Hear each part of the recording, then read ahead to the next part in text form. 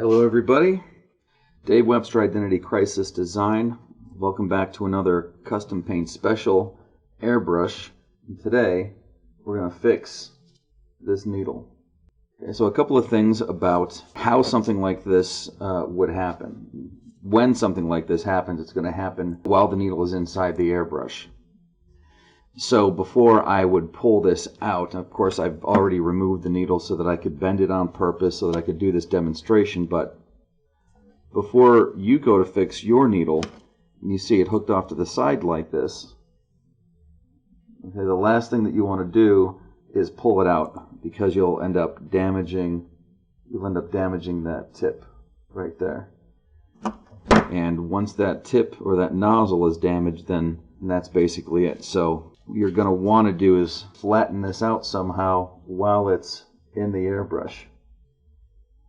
Maybe you can find some needle nose pliers or tweezers and just kind of help unbend that as much as possible. You're not going to get it completely straight. You're only getting it straight enough so that you can pull it out of the airbrush without damaging the nozzle. What I've used in the past is a fishhook sharpener.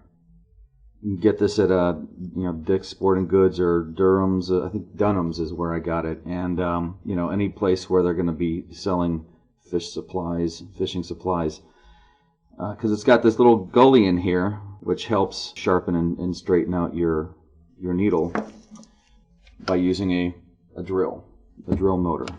Some drill motors, and at the very tip of the chuck here, is going to maybe have a little hole in it. Let's see.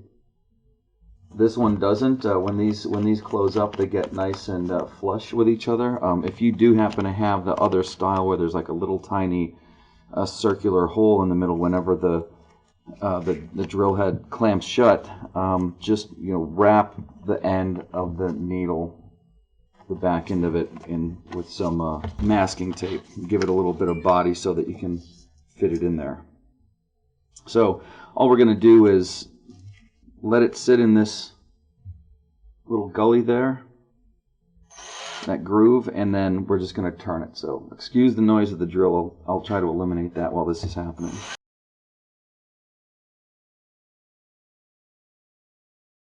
It may be looking pretty straight, but as I spin this around, you can see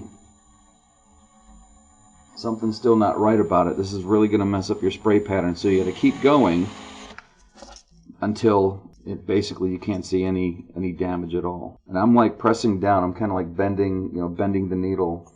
You can see I'm kind of really putting some force on it.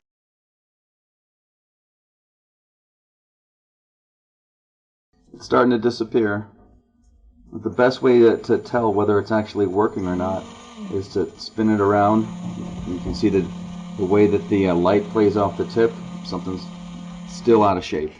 It'd be considered out of round.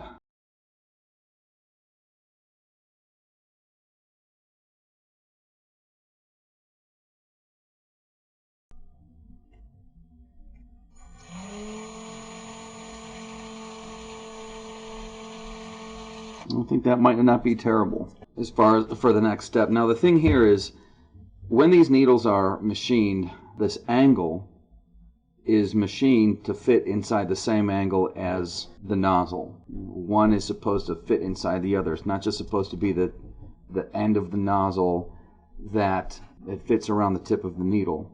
The hole inside, it's not, in other words, it's not just supposed to touch, not supposed to just touch on the end of the needle, but it's supposed to all the way through the nozzle, fit all the way through.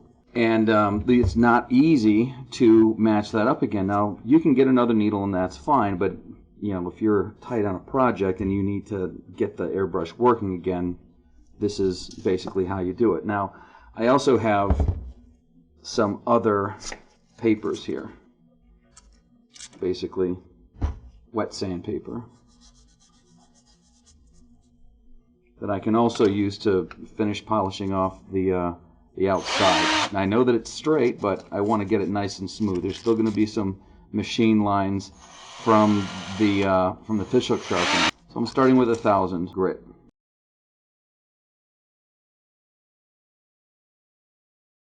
move to 1200,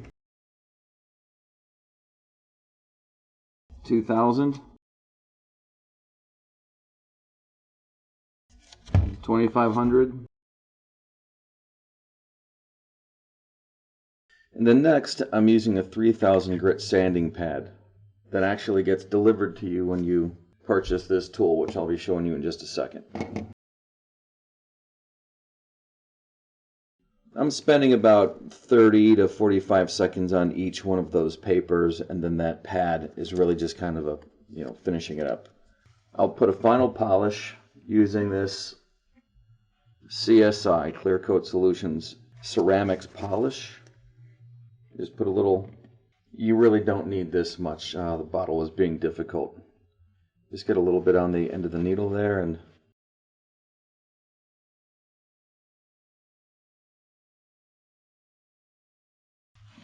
it's got a nice mirror shine on it. This is actually a better surface than when the needle comes to you from the factory.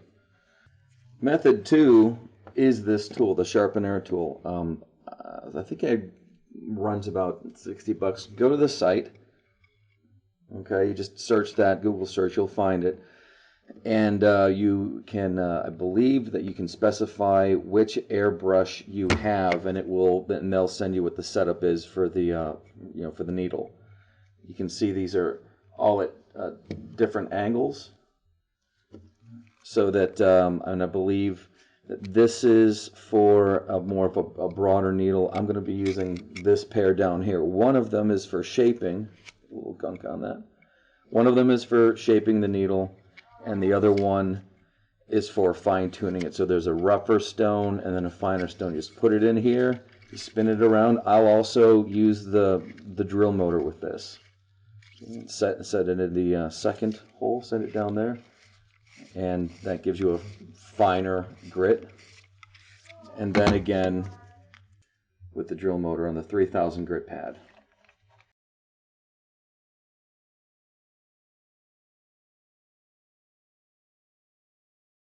And then the polish.